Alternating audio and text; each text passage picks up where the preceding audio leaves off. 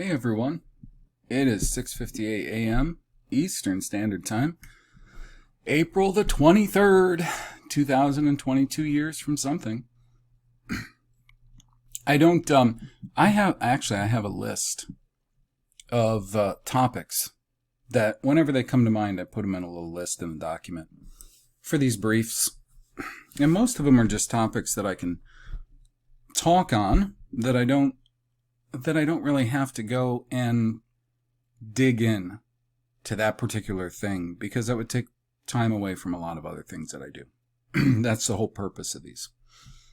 So I don't want anybody to ever necessarily take these briefs as, this is serious time and work that he's put into this. This is just really accumulated knowledge over a long time and observations. That's what these are. So even though I have that list, I'm doing something that's not on the list. And I don't necessarily have a particular point of focus for this, though I have a few things. And some of the things I'm going to talk about, I would appreciate some feedback, because they're going to be, a couple of them are going to be things that I don't know a lot about. And boy, I hope the audio comes through good in these, because I actually changed the parameters of this microphone. I'm using this is the a Blue Yeti. It's a good mic. I would use this mic, and I have, as a condenser mic for recording acoustical instruments, voice. It's a good quality mic. The only problem is that now, since last summer, I live right on a very busy road. It's not a highway, though it might as well be. It's a very busy road. The speed limit's 45. Nobody goes that. And I think, actually, maybe, except for like South Dakota, Michigan might be the most not keeping the speed limit and traffic rules in general state that I've ever been in. I'll have to see. Maybe I can get back to you on some other state being a little bit worse. But I don't know, but not yet. But so it's 45, but people they go routinely way faster than that, for one thing, which freaks a father out who has a small child, for one thing. You don't even want your kid playing in the front yard, just in case, because already we've had somebody hit our mailbox, and they had to have hit the mailbox because of the condition it was in. Like, somebody literally had to have come by too close to the curb, maybe with, extended mirrors, like for a dually or something, or something kind of hanging off the truck, whatever, and just smacked right into that mailbox. It's like a plastic composite mailbox. And they hit it hard enough to move the post that was buried pretty well on the ground, quite a bit. And I had to reset it to a certain degree and try to figure out if there was a better design for it. So it's pretty serious. And it's very busy. So about the only times that you're going to be able to do anything without that very busy road, which from my office to the road, it is probably about 40 to 50 feet. Maybe a little more, but not. And you'll hear people coming from, block or two away, especially if they have the loud pick-em-up trucks, which plenty of people do here in Michigan. Nothing necessarily wrong with that. I'm just saying, there it is. So I had to change the parameters of this a little bit so it wouldn't pick up so much on that background, especially when I do sponsored readings. I want the quality to turn out as good as possible. And I recently got sponsored for another reading, so I'm trying to do that as much as I can.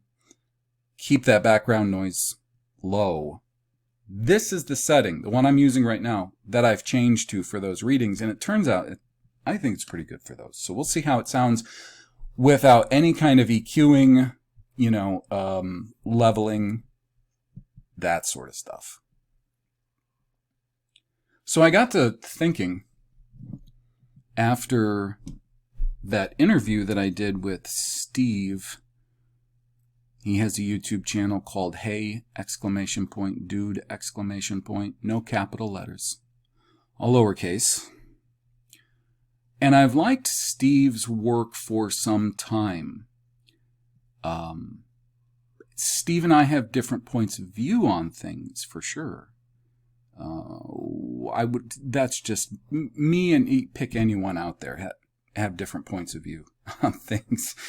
But I like Steve's approach, and I think Steve's one of the guys out there that is honest and sincere.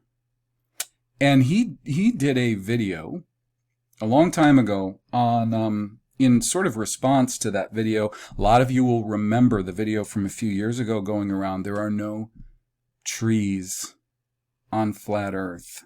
And it's one of many videos where they used a certain concept like flat Earth to push another concept which may or may not be all of that trustworthy. And what it does also, if the concept is just brutally ridiculous, it just furthers the cementing in, let's say, somebody who's just looking into the idea in their head of, this is crazy. These people are crazy. You know, look at them. First off, they think the earth is flat. Don't anybody just regard me as a flat earther, okay? I don't believe the idea of a spinning sphere, the earth being a spinning sphere, is tenable. And I believe the evidence against it having any curvature is overwhelming. But I do not like that term. I think that just the term in and of itself, it comes with a lot of very bad stereotypes that have been implanted for many years now by bad actors.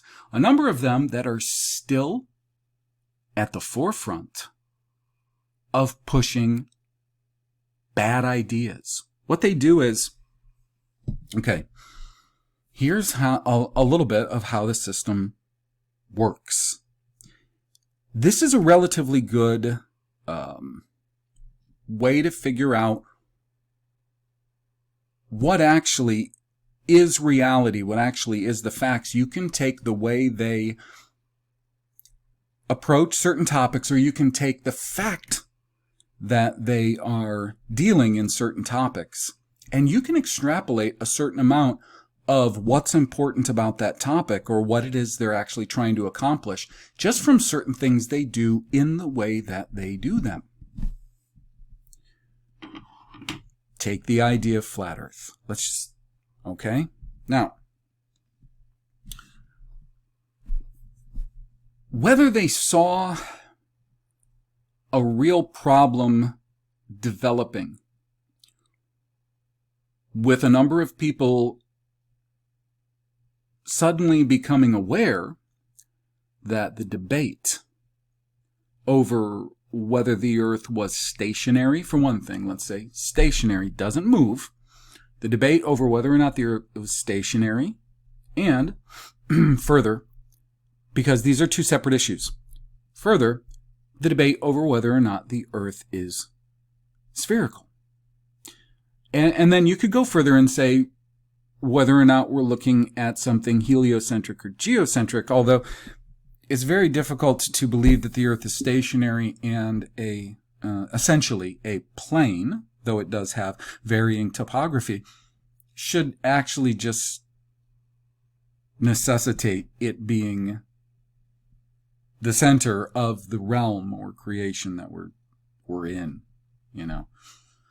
So, you know, let's say what they did, because from the start, the internet has been very much a vehicle of keeping track. They're able to keep track of entire populations, and because people volunteer so much information about who they are as far as genetically, they're able to use a lot of data and just plug that data into software that's able to extrapolate a lot of things from that data. I would say the fact that this rollout that we saw from about 2015 forward, I would say that all of the markings, all the signs are there, that what they did was they saw the reemergence of this issue. And it's not an unimportant issue. It's a very important issue. The nature of the reality that we are currently living in, it's enormous. And whether or not we're being lied to. Now, if it could be competently proven that we're being told a number of lies about that, well, then that starts painting a whole lot of people, as well as organizations and agencies and movements, ideologies. I mean, it would be like an amazing snowball effect. The implications are gigantic. Anybody who downplays it, and I can't keep track of anymore all the people who have downplayed it, said things like, yeah, but I don't see how it's all that important. That is either somebody who's not really thinking, or not thinking it all the way through, or that is a shill. Somebody who literally says, I don't think it's that important. That's either somebody who's not thinking that all the way through in all of its implications, or it's a shill. It's a matter of truth, and it's a matter of paramount truth. It's not just, all matters of truth are important. They all are. All of them. But not of equal importance. They're just not.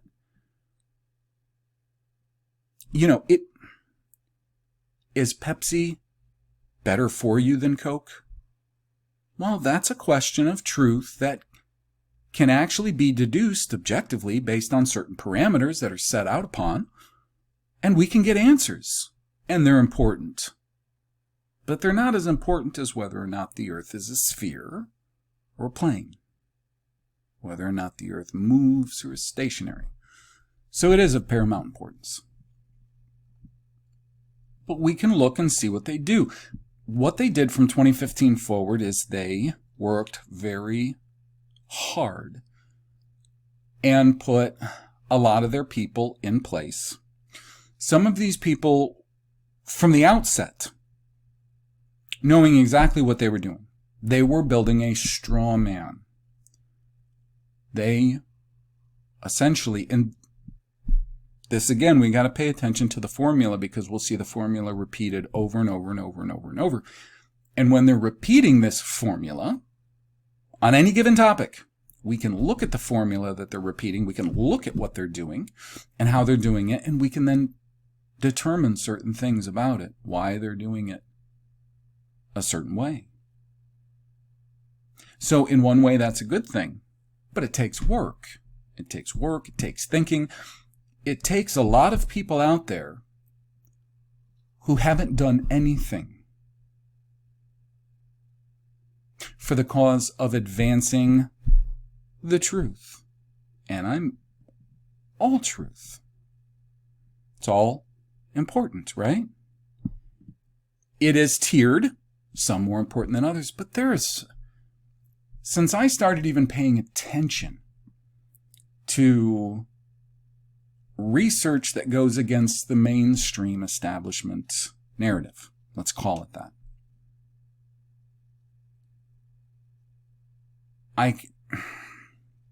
let's just say the vast overwhelming majority of people then and now, and people I've known from that time forward, the vast overwhelming majority of those people do nothing. They contribute in no positive way, and sometimes in no way whatsoever, to help advance the cause of truth. A lot of them have been taking from others who work very hard to try to reveal the truth in a number of different areas. A number of these people have been taking from these sources for years, long enough to where they should know, have a pretty good idea, if not what topics are paramount in importance. They should at least by now, if they've been paying attention, have enough discernment to know at least who is sincere, or at least has all of the appearances of sincerity, and who does not. There's a huge amount of people that I know because I can recognize them for the last 7 years, we'll say since 2015, because that's when I started paying attention. That's about when I was 40 till now. Same people, a lot of them, have done virtually nothing. Every once in a while, maybe. But I only know that in relation to my own efforts and what I do. This isn't necessarily a criticism of those who aren't doing anything, but really, let's think about this for a second. A lot of the people, we'll just say that frequent my channel, we won't worry about the other ones that deal with other topics, but a lot of people who frequent my channel are people who also either for most of their lives or to this day participate in some type of an organized church, thing, where they have a pastor or a ministerial staff, a full staff of people, and they give a certain amount of their money regularly to these people, knowing that these people have restrictions on what they can say because they're 501c3. And if you don't know that and aren't familiar with what 501c3 is and the restrictions, you should know. Because it's going to tell you a lot about what your pastors, your ministerial staff say or publish and what they don't and why. They can't understand why they're not getting fed at these places intellectually and spiritually, but they continue to support them. It's the thing to do, right? That's what people do. Well, typically they get fed far better at places like the Obery Project. You can get fed far better if you go to Steve's Hey Dude channel. You can get fed far better on matters of the truth if you go to Jim Rizzoli's channel.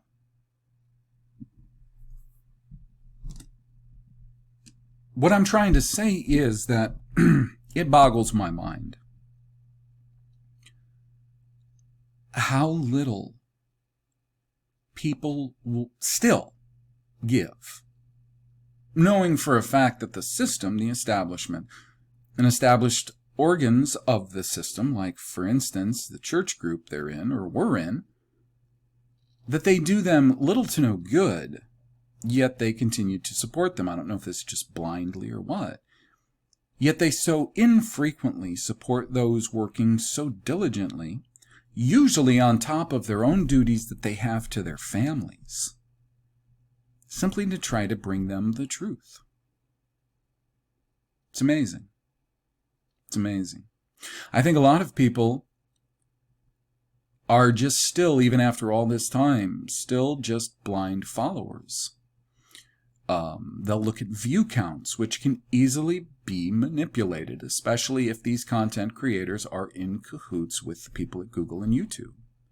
That's very easy. They might look at the fact, good night, look at this video. It's just, it seems to have all of the features that I would come to expect from good quality alternative research. I mean, yeah, they don't have as many subscribers as somebody who I'm pretty darn sure are a shill. But boy, looks like they've got just about everybody who could be on YouTube into this alternative research with a good mind. They're subscribed to their channel. Look at the view counts. I mean, that all seems to match what I would think would be just a trustworthy source in alternative research. And look at all those comments they got. Look at all of the people out there, all of my peers, you would think, right? Not my peers, but, you know, the watcher. Look at all my peers. Look what they're saying about this work. You know, there must be something good about this. Not understanding that all of these things, your entire perception of all of these things can be manipulated. Honestly, I think that they have essentially troll farms. Of course, they don't come off as trolls if it's, you know, a John Levi video. They're going to come out as super fans. And then there's a lot of people out there who don't have the discernment to figure out what it is, what are the ideas that he's implanting that are not so strong and solid and actually work against getting to the truth. And, you know, they are led by their own desires, and so they simply don't see. That's true, too. But, you know, so I've been thinking about how I got that interview with Steve taken down. I put it up on BitChute.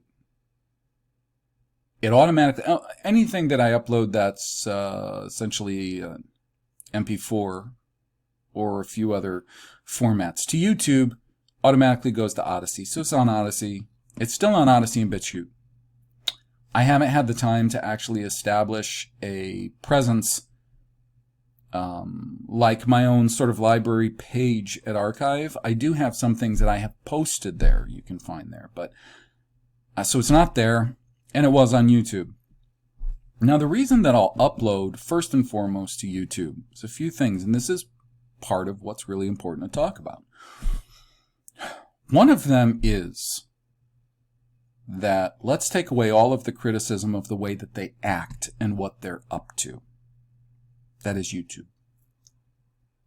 They are by far, head and shoulders, just far beyond any similar platform. Now, I am saying that with the caveat that no, I have not investigated every single platform there is out there. If you do a search on YouTube, like, this is funny, actually. Funny, maybe not, haha. I just did a search before I started this video. It was on QWant. I don't use Google. And I know there are other search engines, and I do sometimes use other ones that are very, they seem far less likely to be controlled, but are there any search engines that are not controlled? I don't know. On QWant, I typed in what makes YouTube better than all other platforms. Like, you know, trying to get a technical or here's the features they offer that makes them better. Here's why, yada, yada, yada, yada. You know, for instance, like YouTube employs their own servers. They're not blockchain. Okay. They don't have to worry about that. And perhaps that's why oftentimes, and the way that they process videos when people upload videos and how watchable they are, the software that they use that makes it, you know, just so easy to use, no matter if you're using a mobile or, you know, computer or whatever. Like, there are reasons, I want to know these technical reasons, what makes them superior from a technical point of view. And so instead of getting anything like that, my entire first page of search results are just 10 best YouTube alternatives in 2022. 16 best YouTube alternatives in 2022. Instagram versus YouTube, which platform is best? And a lot of these, which were before just mostly like text and image posting platforms, have are becoming more and more video based, but like stupider and stupider. Like, TikTok, Instagram, like short videos that are either like stupid, they don't have enough time to really get you into any kind of like substance on any sort of subject, or are just like softcore pornography, which they're just highly sexually suggestive, like women in yoga pants that I don't even know how these pants fit. Like, how do pants literally fit into the crevices of your genitals and up your ass and everything? And that's literally a ton of what will come up, like now that YouTube is, what is it? They're really pushing the TikTok. That's right, TikTok videos.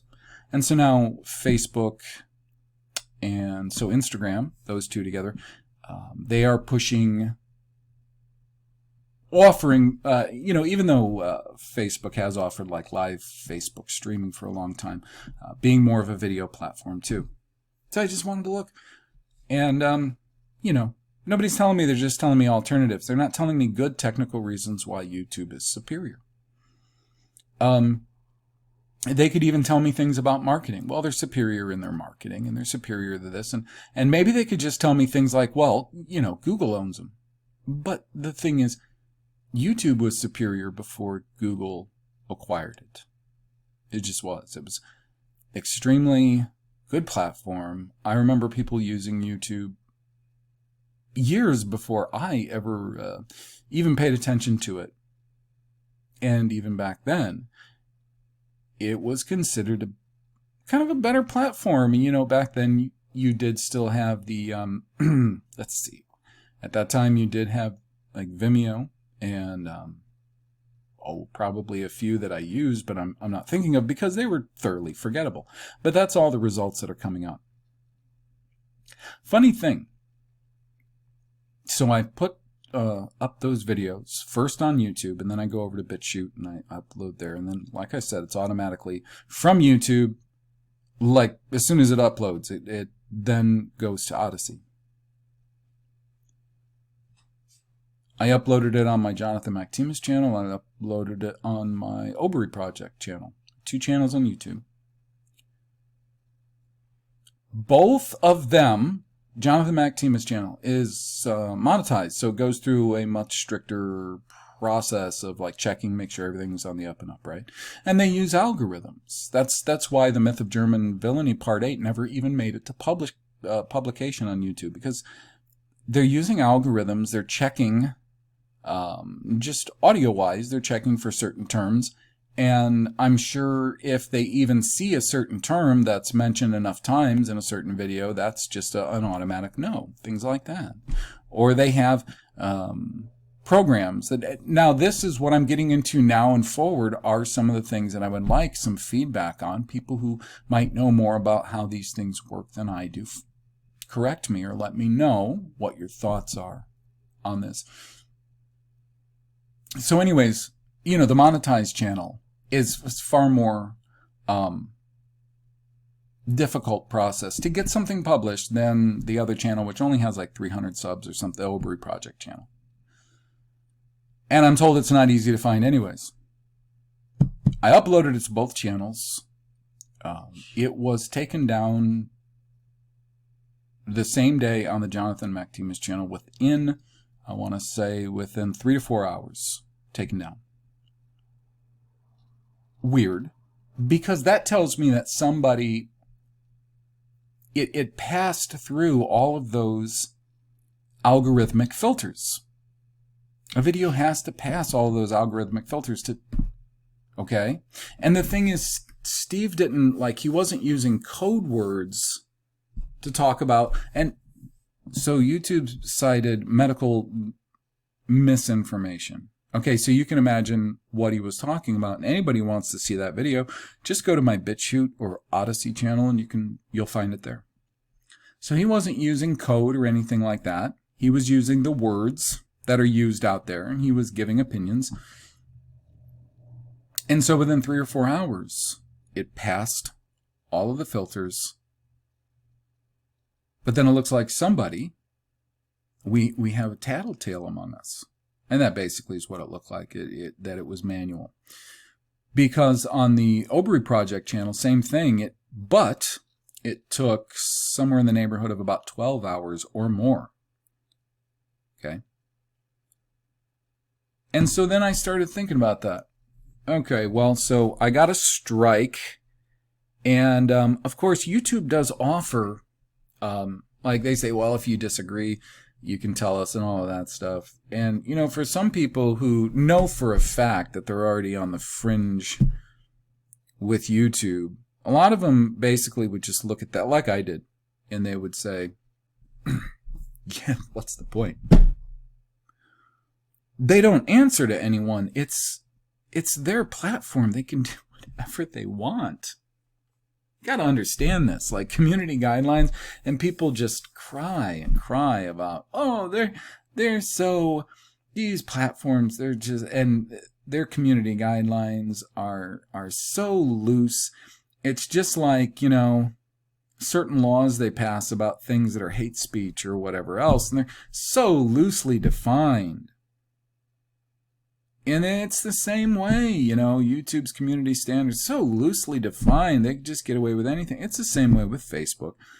Guys, it's the same way with BitChute. It's the same way with Odyssey. It's the same way with every one of these platforms. They are like that because then the platform can basically say you have overstepped the agreement, which is our community guidelines, and we made essentially a judgment call. You're free to, you know, to tell us you think we were incorrect, but, you know, it is so non-specific. I know there's a better word for it. I can't think of it right now. It is so non-specific that there isn't anything you can do. It's designed like that for a reason. All of this is designed in these ways for very good reason. And it all makes sense when you start understanding who is controlling these things and what their purposes are, what their ends are. So I knew this, well, there's no point. I'm not going to make my case to YouTube because I know exactly how all of this works. Why would I do that? Fine. And I actually saw somebody recently complaining about how I like the content, but, you know, I get a commercial every 5 minutes. Well, then, you know what? Get a subscription to YouTube. What can I tell you? Okay? Sorry. And look, the thing is, I'm not, you know, making shekels hand over fist here. In fact, I just, from the time I started monetizing in January, I just exceeded, because you have to get like $100 at once to even get a payout from Google Pay, okay? I just recently exceeded that, so now I'm expecting, okay, where is it? Haven't seen it yet. It's supposed to, I believe, just, I set everything up so it should just transfer to my bank, and I haven't seen it. I'm going to have to, I guess, double check. Who knows? But that's the thing. They all have similar community guidelines, and I'm going to get towards that, but those are what YouTube's are. And if they say that you overstepped or you broke or you violated their community guidelines, they can take anything from you they wish because it's their platform. You don't have a contract in place here that maybe is like a typical contract, you know, with you know, both parties having a certain consideration and they're really locked into something. It's not like that. It's quite simply, it's not like that. They can tell you, look, it's our platform. You came to us and wanted to start uploading things, and we provided you a platform. They provided you the best one there is, by the way. And we have guidelines because it's our platform. It's a privately owned and managed platform. We have guidelines, and you agreed to stay within those guidelines, and we believe the certain things that you did violate those guidelines. And so we're imposing this, that, and the other. And they can. They can. If I had a platform or a business or anything else, even though it's gotten pretty ridiculous about what, when people want to do certain things with their own platforms and their own business, when you're a little guy and you actually want to do something good, then of course, the state brings down the power of its, its long arm of injustice on you. But that's the way it's supposed to work, and it works just beautifully for the big guys. They're a private company. They have this platform, and they have a set of rules and conditions that are very loosely written in a very deliberate way. And if you violate them, they've got the right to impose a number of restrictions, penalties. That's just that. It's the nature of the beast. So I don't know if it does a lot of good to complain about it, except in this way.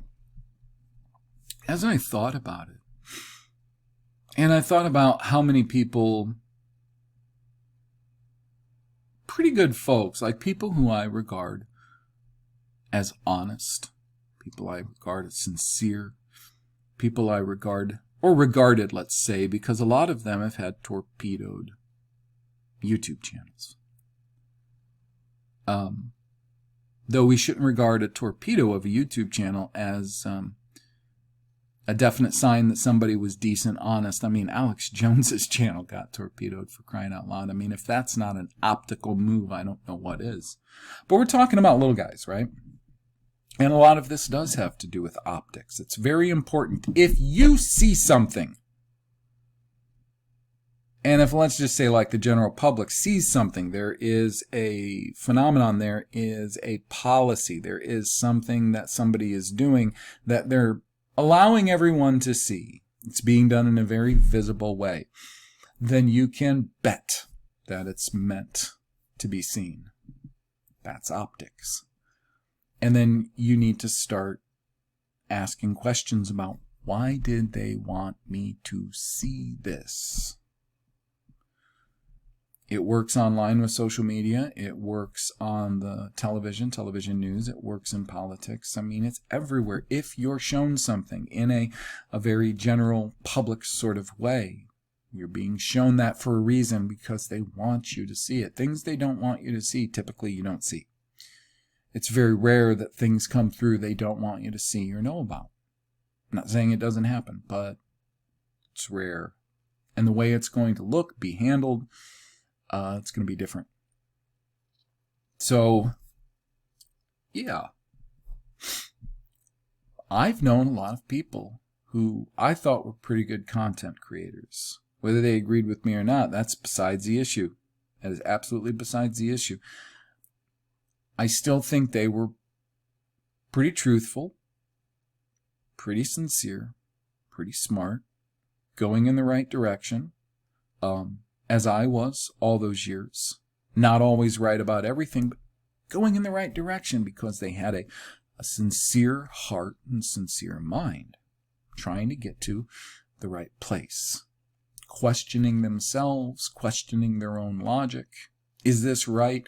Adjusting whenever called for. There were a lot of them years ago that slowly but surely lost their platforms. And most of them, of course, have had to move to other platforms that simply don't offer, first off, the user experience that YouTube does as far as the creators.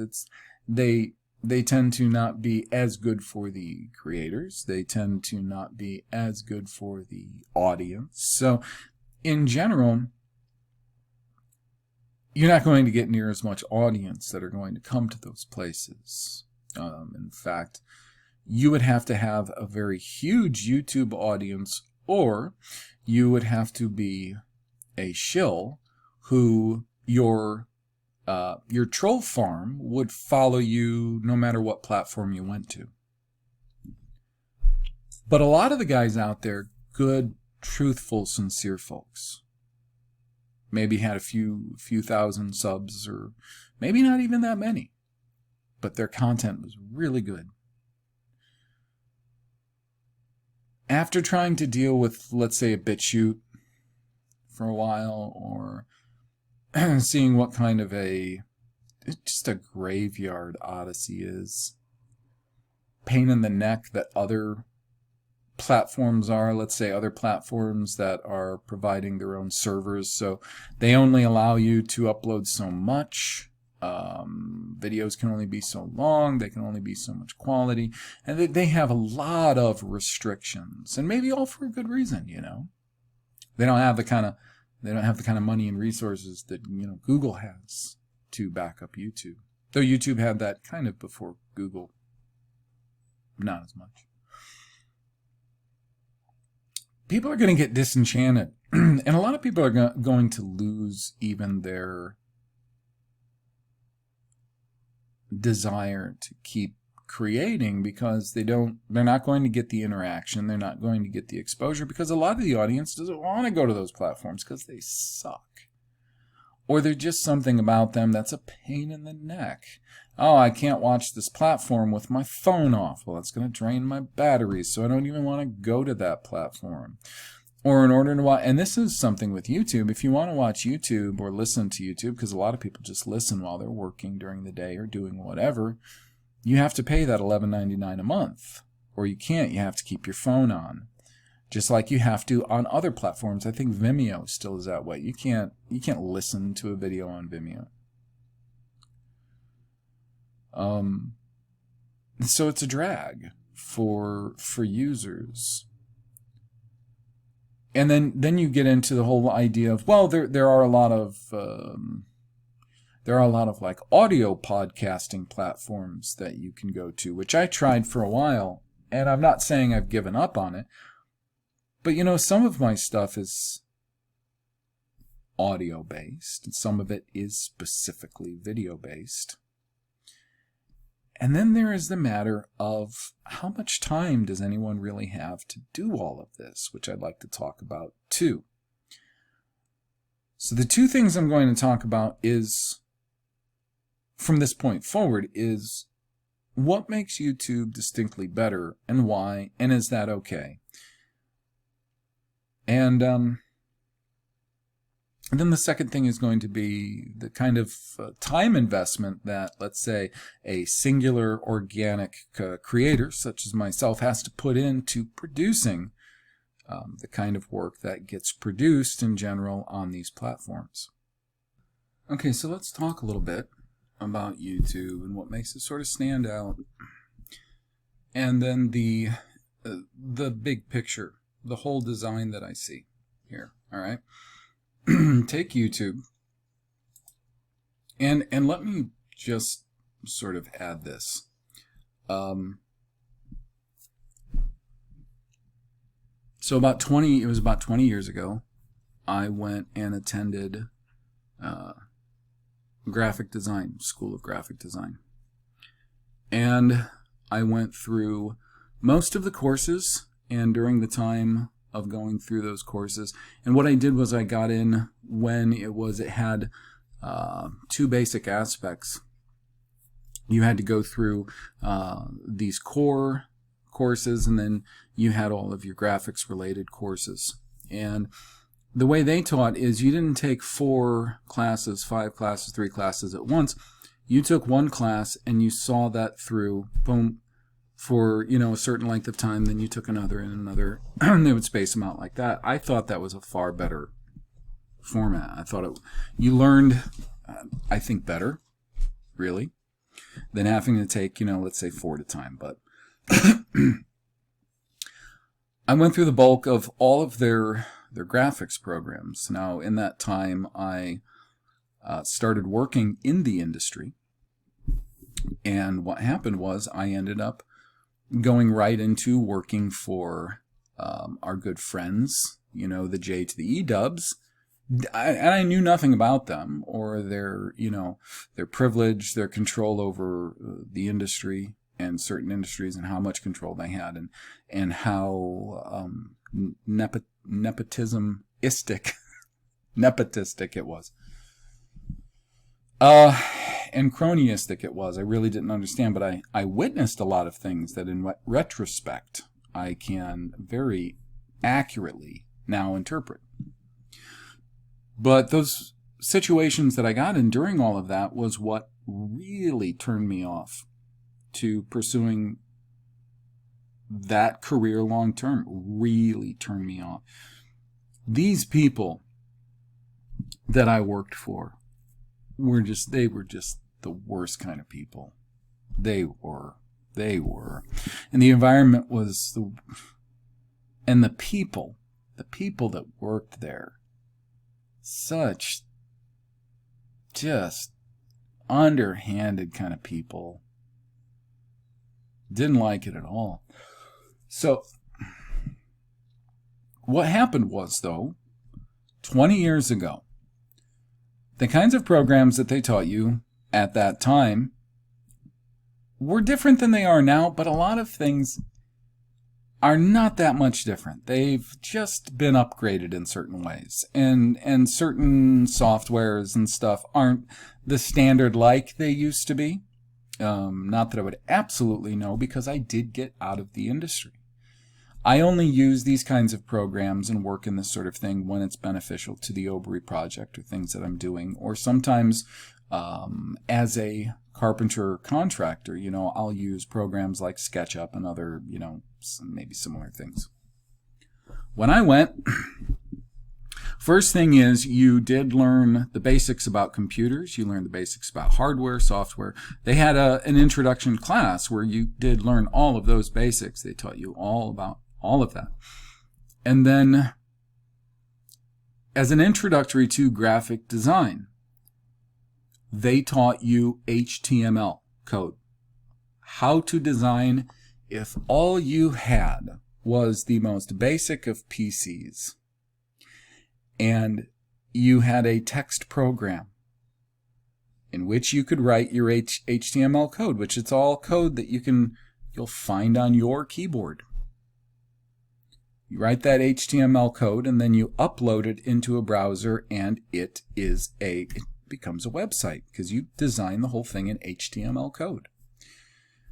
The project that we had for that class, we had to design an entire complete website that consisted of a home page. It had to have a certain amount of graphics. It had to have a certain amount of sub-pages or links from there. Internal. You could put an external. I think maybe one was an external link. You had to have one link that was external too. But anyways, you had to design this website, this web page. And you submitted, your project was you submitted this enormous string of code that essentially was the website. So we learned to write in HTML code. Now, at that time, there was also JavaScript and all of that, but we didn't work in that much. We got educated on it, and there were some things that we had to do that employed JavaScript. It wasn't a huge main sort of focus, but we did learn some of it. And then we moved on to working programs like Adobe. We worked with Adobe Photoshop. It was like industry standard. We did all of this on Macs. They were at that time the industry standard Macs. I mean, this school definitely had the everything was top of the line at the time, software and hardware. Okay. Adobe Photoshop, Adobe Illustrator. At that time, our pre-press that we were trained in, worked in, was Quark Express, which I thought was good. Apparently, that's not like the premier industry pre-press anymore. Adobe has pre-press software, and others do too that are preferred to Quark. Quark's a little clunky. It's weird. It doesn't have the same sort of user interface that, say, Adobe has, or others. So maybe that's what it was. We also worked with, as far as web design goes, Macromedia software. So that's Macromedia Dreamweaver. which was at the time pretty much industry standard for just basic web design. And then there was Macromedia Flash. One of the term projects for Macromedia Flash is you had to conceive of and create a movie, an animated movie in Flash. For anybody who's familiar with these programs, Flash was sort of the successor to their earlier program, Macromedia Director, not to be confused with Cyberlink Power Director, which I have and use for videos now. Finished videos, not this. What I use Screencast-O-Matic for, like these sort of, impromptu.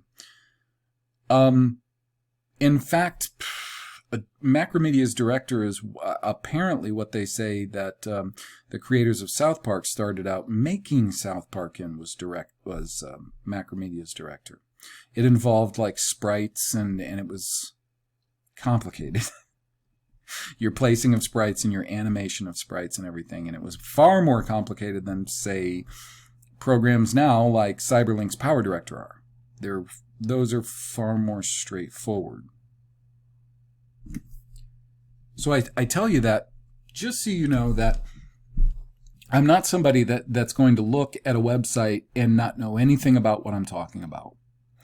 Yeah, I haven't worked in the industry for a long time. This is very true, but I still have the knowledge of the way that things basically work.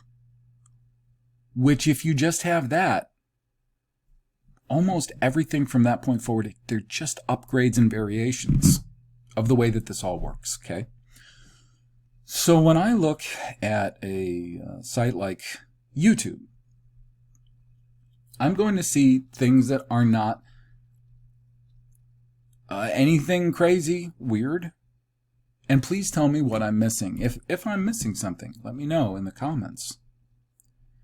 I'm seeing a website. You go to youtube.com. Here you've got your homepage. You've got certain things on the homepage. They have a number of videos embedded here. Not all of these are my subscriptions, by the way.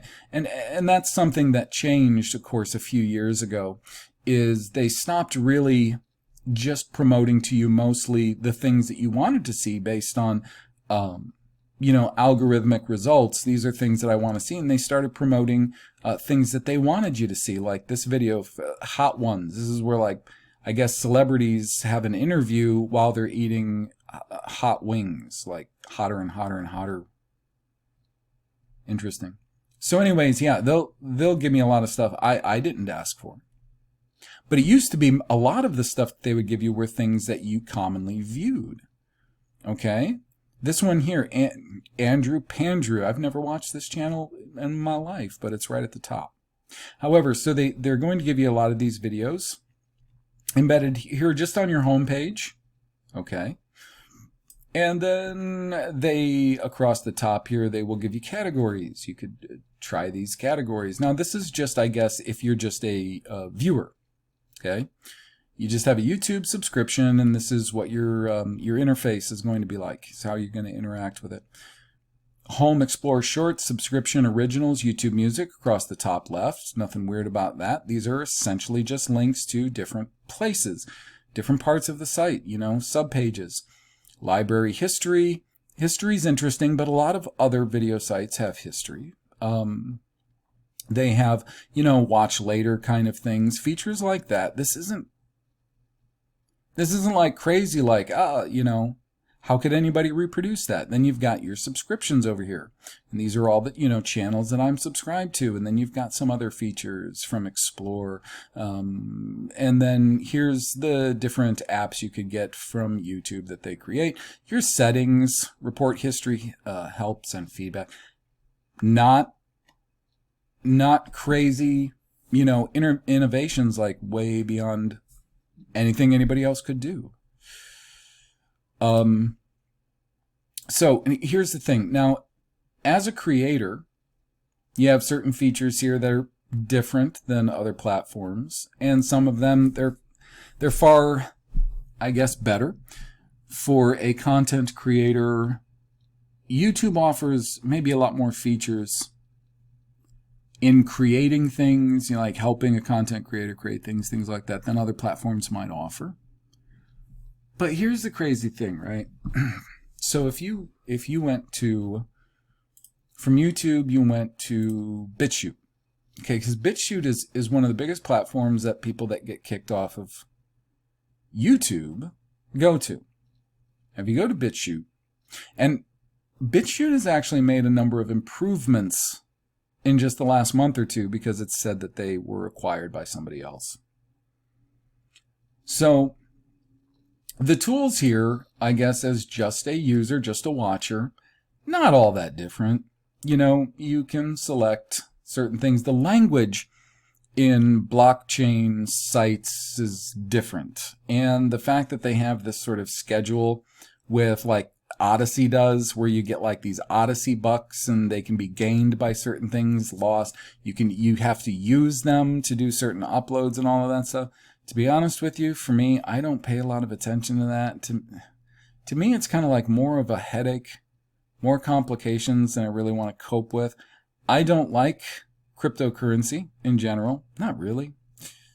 And I don't really want to put the kind of time, like the investment of time into really understanding various cryptocurrencies and the way they actually work, and, you know, the mining for Bitcoin and proof of work and all of this crap. I really don't. It bores the crap out of me. But like the biggest things about it is, so if you go to a place like, say, BitChute, and here's the thing, if you just went to BitChute's homepage, so you're going to get something kind of similar. Up along the top, you might get what they consider like the biggest videos right now, I guess, trending on BitChute. And then just below that, what you're going to do is you're going to get videos that actually have been produced by people that you're subscribed to, okay? So that's kind of an easy way for you to kind of look at that. The problem is, what I don't understand, there are a couple of things. One thing is, apparently I don't understand how difficult it is, since some video sites actually can do this. Why is it such a difficult thing for a video site, whether they're streaming from their servers or whether they're blockchain or whatever? Why is it so hard for them to just give you a video that when you click on the video will load up by whatever means it needs to load up, come through on your phone, and let you shut off your phone at point? So it's you literally just shutting the screen off on your phone, and most phones in a lot of different environments completely understand the fact that you're just shutting off your screen and you want to leave your audio going. Why is this like somehow rocket science? Where for a lot of these places, you literally have to get the video started. And then once it's started, you shut off your phone and that stops the video. Then you have to turn back, and you're not shutting off your phone, you're just shutting off the screen. Then you got to click the screen back on. You'll have a little window there which has the controls for the video. Then you have to hit play again, and when it starts playing again, then you can shut off the screen again, and then it goes. That's how it is with BitChute and a number of other platforms. There are a few platforms out there that literally, they just automatically, you can shut your screen off. There's not a lot of them. You know, why is this such a big thing for you to be able to do that? Like literally, that's one of YouTube's biggest selling points on their subscriptions, is that you can shut off your screen and still listen to a video. It's how they get a lot of people to subscribe to YouTube Premium. Oh, and another thing is, don't berate me because you see commercials on my videos. You're going to see commercials on my videos no matter what if you don't have a subscription to YouTube Premium. That's just a fact. So here's my big issue. There's all these other alternatives. You just saw that on that search that I did, all these alternatives to YouTube. Here's a big alternative to YouTube. All right. So let's just say we're looking at blockchain alternatives, and they're not having to provide servers that can hold all this information and everything, right? What I want to know is this, just based on the design what I know about design and how you can design a website and how you can implement features and so on and so forth. One of the things that I think a lot of end users like about YouTube is just sort of ways that not only it behaves, but basic features that, a lot of people, if they want to listen to YouTube for a long period of time, or they want to listen to a content creator for a long period of time, they might go in and they'll go to their channel, and for one thing, they will look for playlists. Playlists is, of course, it's what content creators make. They will make these playlists so that they can essentially categorize certain things. It helps people kind of find certain categories of things that you do easier. And then somebody can listen to a lot of content from you based on a category or something like that. Or if it's, like in my case, so there will be a number of readings that I'll do, like the whole sponsor reading program, where any one of you can visit my site and choose a book for me to read at a certain price, which is a really, by the way, low price for what you get. Or you can suggest a book, and I have all the information on that. But say I produce a book, and let's say that I do it in 3-4 readings. I'll put that in a playlist, and then it'll just go right through. And then other sites that have audio books, they do something quite similar. That's one of the good things about playlists. Other features like that. These are some of the things that keep people kind of coming back and congregating at YouTube. These are features that I don't, for the life of me, I can't understand why other platforms can't set up their platform in very similar ways. In fact, even superior ways. Because I just don't think it's that difficult. Now, does this have a lot to do with the fact that Google owns YouTube? Maybe, maybe not.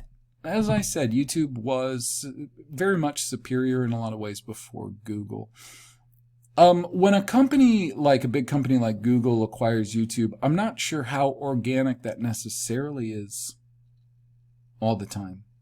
When these change of hands take place, I think there's probably more to that than what meets the eye, rather than what we might think of just, acquiring and swallowing up this market. I mean, YouTube already had big chunk of the market.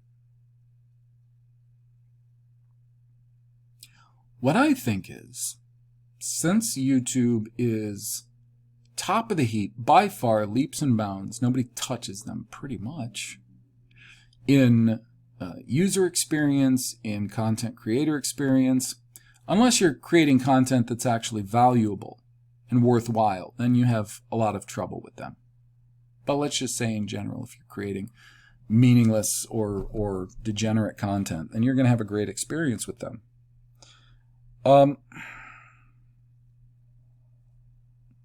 So when somebody gets kicked off of YouTube, then they are relegated to BitChute, World Truth videos.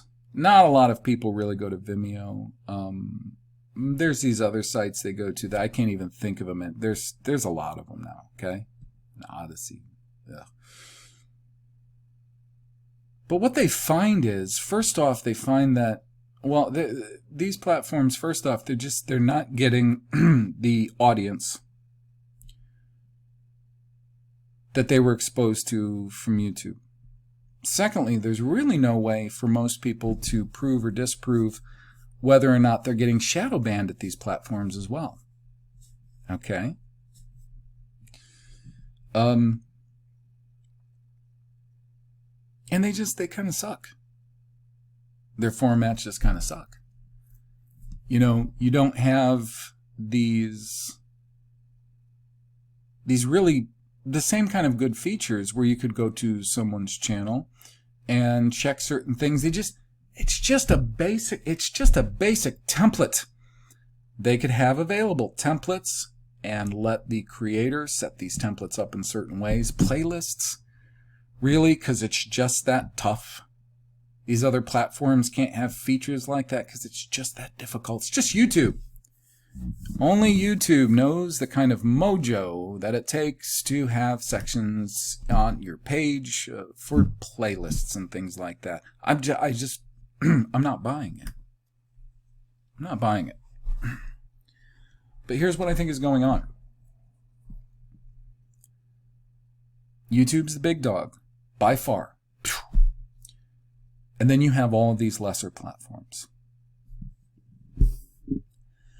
YouTube, mostly, they're the ones who really tend to implement, more than anyone else, these, the disciplinary actions for breaking, agreements, so it's said, and they just kick people off arbitrarily whenever they want, and they can, and then they're relegated to these lesser platforms. Now, what people don't understand is, for one thing, pretty much all of these lesser platforms have the same user agreements. I remember, in fact, when Odyssey, their user agreement, and you might still be able to find that just on like things that Odyssey has published, where it gives all the specifics of and it's this huge list. Again, something that's put together by a bunch of seedy lawyers, language like that. And they allow, actually they have a comment section. It's just really funny. I don't know if they've changed that since then. And there is this trail of comments that's just miles long of people saying, you guys are the same as YouTube.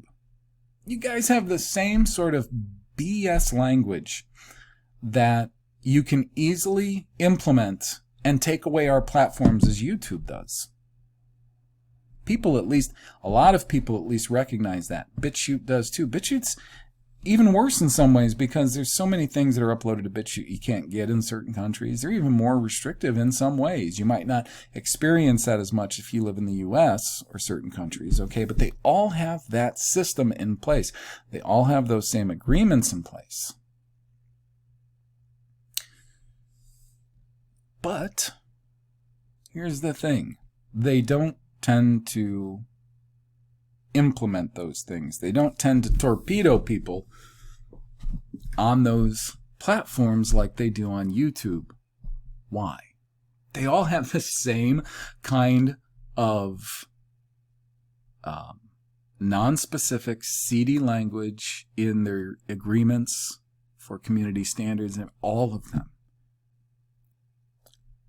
So why? Why don't they enforce these things like YouTube does? They enforce them. Well, here's why. This is what I believe. I believe that, of course, all of these platforms, just like all of the search engines and everything else, they're all being run and controlled by the same people. All of them. But if all of these platforms, for one thing, showed you that they could all be just as good in quality and features offered as YouTube, that would be a problem, because then people would just flock to these other platforms because so many people are so unhappy with YouTube. They don't like the way they behave, whether you're a content creator or whether you're somebody just, end user, watcher. They don't like how they behave. They'd flock to those platforms if they implemented these basic features, which they could. As far as I'm concerned, with what I know about design, they could. People would flock there. And then the problem is you would have a lot of people getting a lot of better information than they can get now on a good, easy to navigate, easy to use platform. And then what would have to happen is those platforms that are right now pretending like they're not in cahoots with YouTube and Google and the whole beast system, they would now have to start implementing the same sort of brutal censorship that YouTube does. And very quickly people would start seeing, wait a minute, all of this all of these platforms. And just like you look at any country in the world, all of these countries, they claim to be like independent, separate nations. They all have basically the same constitution. So that's just not possible. They all have basically the same sorts of laws. How is this possible? Well, because they're all ran by the same people. That's why you have such similar agreements across all of these platforms. They're all ran by the same people. But you don't have similar quality because, just as I said, YouTube does. So if you go to YouTube, then you got to wade through all of this garbage, all of this meaningless shit that they want you to waste your time on. And it's very difficult to find any quality. And once anybody with any real quality builds up a lot of subscribers, they're torpedoed. They're gotten rid of. They're sanctioned, so on and so forth, and they're relegated to these other platforms, which could have a far better platform, but they don't because of what I just explained. They're all in cahoots, but they can't all have that same excellent platform, because then we would get it. So there you have it. And that brings me to the next thing. I know this brief is way longer than they normally are, but that's okay.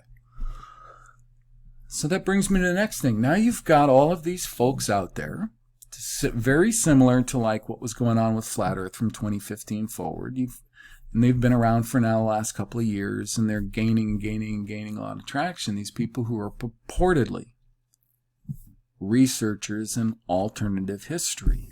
And it now specifically goes under this whole idea of Tartaria. Tartaria. The reset. Mud flood. They interject all of these mockingbird terms that all of the, in my opinion, controlled opposition terms. They keep all just repeating. You got to ask yourself some questions. If these people were, for one thing, a serious threat to the establishment, they're going to really expose them. Why are they allowed to have 100,000 subscribers? Like John Levi. You got guys like John Levi and Michelle Gibson and what is it, No Place Like Home and Mind Unveiled. These got serious amounts of subscribers. That's weird. It's weird because the principle, you can just apply this principle kind of across the board of what Stalin said once concerning, the newspapers, because there were plenty of publications in the Soviet Union that were critical of the government.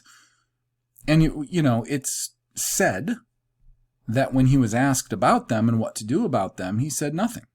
They don't do anything about them, not until they reach about 10,000 patrons, subscribers to that newspaper. Then we'll start dealing with them, which would be either to buy them out, subvert them, or destroy them.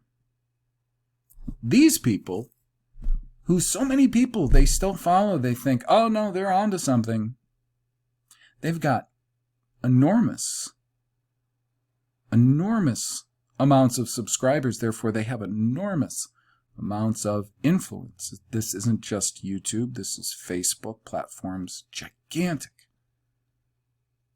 Mud flood and Tartaria, you think it's really that threatening to anybody? And these sorts of groups or video platforms or anything are still allowed to operate in the way they're allowed to operate? You really believe that, huh? Anybody who's been in college, this is another thing about that. Anybody who's been in college and taken at least basic college courses know that with just about any subject you're going to take, except maybe the maths, you're going to have to do some sort of term paper, and it's usually going to be a term paper that involves research. And the reason I say this is because most people out there, not everybody, because there's plenty of people out there that never did any college, but if you graduated high school, you probably had to do some sort of research for some class there too, okay? I'm just saying the people that say have a college degree, you know that there's a lot of research papers that you have to do for a lot of different classes. It's pretty normal. And if you're not familiar or have experience with what it takes to do even just a research paper, and we're not talking about a huge research paper, we're talking about like a 5 to 10 page, single-spaced, 12-point font. That's not huge. But just for something like that, for like class term paper, where they require, say, 3 sources, you do have to cite it in a certain way, like an APA or Chicago or whatever. I think college standards now, isn't it typically APA or maybe MLA? So they require certain citations. They're pretty easy. You just follow along with this certain citation method, whether it's going to be footnotes or within then bibliography. They'll require you use at least 3 sources and other things. And here's the deal. For just a term paper like that, they're not requiring you to do a video, which requires editing. They're not requiring you to do audio. They're not even requiring you, oftentimes, unless it's a speech class or a special occasion, to present it, which that takes practice and preparation to present. Just that. Simple parameters to a research paper. Using sources that are totally establishment approved, like literally sources you can walk from one end of the building to the other end of the building, or one building to another, where the library is. Don't even have to know how to use a library. You can usually snag a librarian who a lot of times aren't doing much. And they'll just take you, because they know their job. They'll take you to the various places. You can find some sources, pull out those sources, document those sources, maybe do a little reading. But still, even using establishment-approved sources, where you don't have to go into all of the, how trustworthy is this, and I think I'm only going to be able to extract certain little bits and pieces from this because I have to distill this information so much. What's trustworthy? What's not? You don't have to do that with a college level research paper. You don't have to do that. You can literally just find sources that back up your argument. Cite those sources. Accurately reproduce what those sources are saying. And even that, doing a college research paper where you only have, say, about 3 sources, they're all establishment, you don't have to distill, you don't have to filter, just cite them, all of that. Even that takes a pretty darn good amount of time. You have to put them together, you have to figure out your thesis, how you're going to present your body, the argument, and then you have to have your conclusion and all of that. And you do have to present this in a certain way. And most people who care at least a little bit are going to have to spend a certain amount of time in constructing all of this. So for those of you who have done research papers or a number of research papers, think about the amount of time, if you cared enough about that subject to just put a bit of work into it. We're not talking about the people out there who just didn't care and did the bare minimum, didn't care if they got a B or a C, as long as they got through college, they passed, and they get a job, and who cares? No, we're talking about people who actually put a little work into it. Think about the time that you had to put into this. From inception, rough draft, figuring out your outlines, acquiring your sources, properly citing your sources, getting it all together into a coherent form, reading that through, editing it, maybe moving some things around, part of editing, and then retyping the whole thing, getting it in some kind of presentable form, putting it in the folder that they tell you to put it in, all that stuff. And then it's a lot of time, right? That's a lot of time. And that is just for a subject that is typically going to be a mainstream, no big deal. We're not upsetting any apple carts with these topics. Using mainstream establishment sources, nothing you have to distill, nothing you have to think real hard about. And think about the kind of time it takes to do that. Think back. What kind of time does it take to do that? And then consider how quickly a lot of these content creators who are claiming to be anti-establishment, they're giving you real cutting-edge kind of stuff. Think about how quickly they are able, or how regularly they are able to produce the sorts of materials at the level of quality they produce them at. And virtually all of them are purporting to be doing it on their own, essentially original research, putting all of that research together, getting it into a palpable, well-edited format, either on a regular basis, like clockwork once a week, or some of them putting out videos that are 15, 20, 30 minutes, sometimes hour-plus long videos that are scripted. They are on topics that are difficult, where you've got to dig. You really, if you're going to tell people things that are intelligent and helpful about these topics, you really have to dig in. You've got to read a lot. You've got to sort things out. We're serious topics here. And these people are putting out videos on these serious topics literally less than a week apart. You have to consider these things.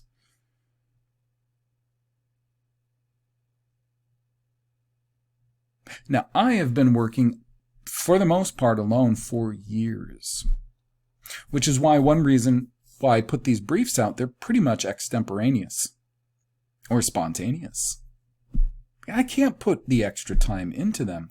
I work on manuscripts. I work on presentations coming up. I try to rework older stuff to try to make it a lot better because it wasn't as good the first time, and I think it could use improvement.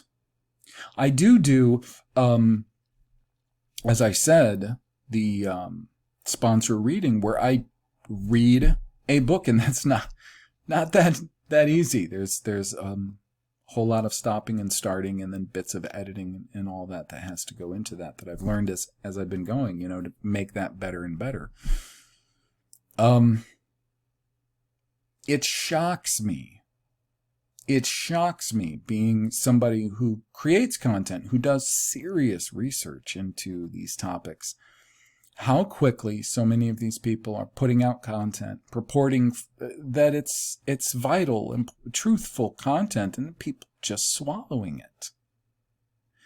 So either there are hundreds, thousands of people out there that have no discernment on these topics, or, as I mentioned earlier, we're actually looking at a phenomenon of numbers being radically inflated, and as far as like comment sections, likes, things like that, YouTube or any other platform can manipulate those, change them as they will, especially if they're in cahoots with these so-called lone content creators, which is just on its surface ridiculous. And then all of those great comments. Oh my God, my life was terrible until you, John Levi. And you'll see if he produces, remember, it's not just him. It's just about everybody in that category. If he puts out a video once a week, like clockwork. It's every Sunday. Like I see it because I get up early, not every morning, but Sunday, and I'll see it usually by 2 to 5, latest 5, publishes that video. And I don't go and look at it right away, and I haven't made it through a full video of his in longer than I can even count because I can't stand them. But I'll see the comment section, they're loaded. I mean, if I pulled up one of his videos, if I pulled up let's say the latest Sunday morning video by him, what would it look like? What would the comment section look like? I got a blue dot. So let's just see the most recent video. Old Haunted World, Asylums, because now him and others in lockstep are producing a number of videos about asylums. And I think, because I've already seen some of them, that they are introducing a lot of terrible error. Now, this is about a week, 1,753 comments in less than a week on this latest video. If I wait a few hours from the time that it's told me that that is published, I will see hundreds of comments. And most of them with that same thing. Oh, this is so interesting. This is the best. You're the best. You do such good. Tracy Burney, everything you say in research is so true, and your voice is wonderful. Never stop. With a heart. And that's mostly what you're going to see. Is just a total echo chamber. Total echo chamber on these. And you know, now with YouTube, they don't even show you the dislike ratio. Why do you suppose they do that? Because real people out there are going to tell you when they don't like something. They can give the dislike ratio. At least BitChute still does that. At least Odyssey still does that. Likes and dislikes. They don't even show you the dislikes anymore. Well, for one reason, because the major news networks and like whitehouse.gov and all of that, they were getting more dislikes than anything else. Fox News too, because a lot of people, even if they can't articulate all the things they find wrong with these things, they're just sick of it. For good reason. For very good reason. So anyways, yeah, this was a really long brief. Whatever. I will wrap it up. And I'll see you guys again pretty soon with definitely something. Take care.